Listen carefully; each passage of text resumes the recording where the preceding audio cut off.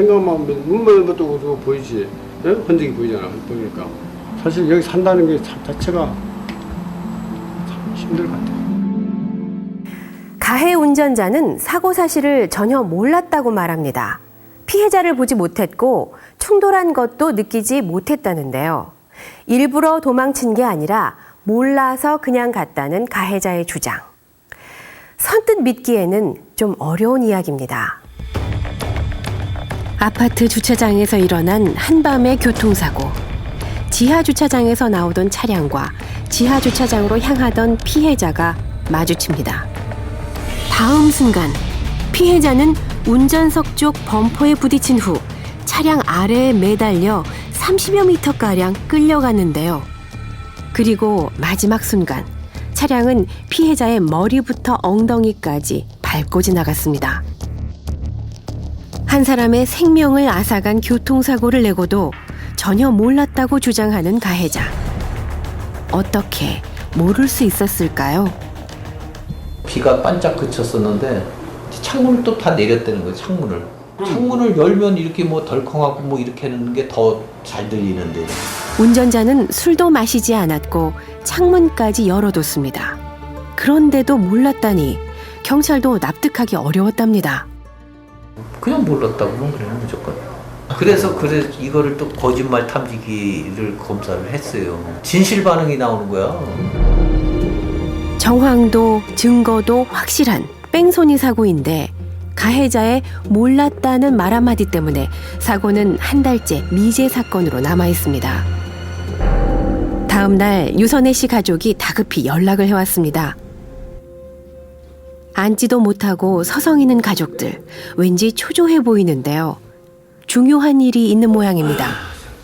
나는 내 가족 생각하고 농사하고 인생 삶을 얼마나 살겠겠지. 가해자를 만나기로 했답니다. 사고 후 한 달 만에서야 이루어진 첫 대면.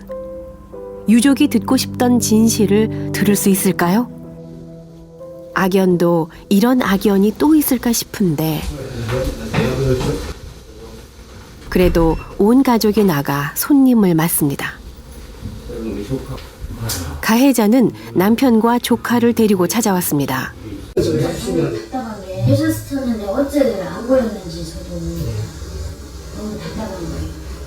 아이 못 보셨어요? 소리가 났으면 무조건 내리지. 그거를 사람 소리가 나는데 그냥 갈 사람은 대한민국에 한 사람이 없어요. 사람을 친 걸 알았다면 왜 차를 멈추지 않겠냐고 도리어 되묻습니다. 차가 덜컹거리는 느낌도 안 나셨어요? 운전 얼마나 하셨어요? 10년 하셨어요? 오래됐어도 좀 분해요 제가. 돌아가신 분은 정말 억울하게 돌아가시고 정말 이제 진짜 몰랐는데 여기서 또 잘못되면 교도소까지 가야 되는 직전 상황이에요 지금. 교도소 가는 게 겁난 건 아니고 진짜 진심이니까 믿어주세요. 만약에 이게 거짓말이라면 벌 받을 거 아닙니까? 진짜 벌 받을 거 아닙니까?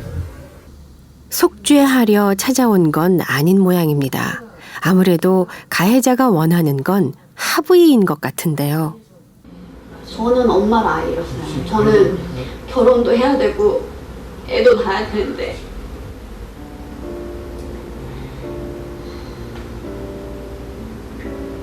저는 엄마를 이제 볼 수가 없잖아요. 저도 딸같이 엄마인데 왜 딸님 입장 생각을 안 하겠어요. 우리 딸 볼 때마다 생각을 하고. 진심 어린 사과를 듣고 싶었던 유족과 수습이 더 급한 가해자 가족. 1시간이 넘게 이야기를 나눴지만 대화는 내내 되돌이표만 찍다 끝났습니다.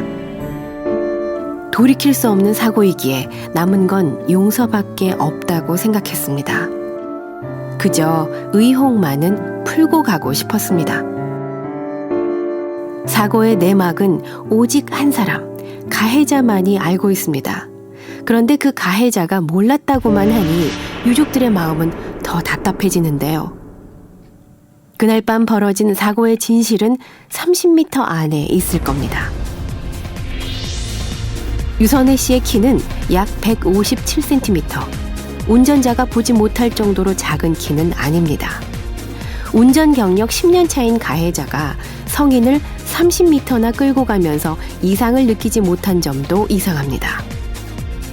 마지막 순간 차량은 유선혜 씨의 머리와 엉덩이를 밟고 넘어갔습니다. 충격이 꽤나 컸을 법한데요.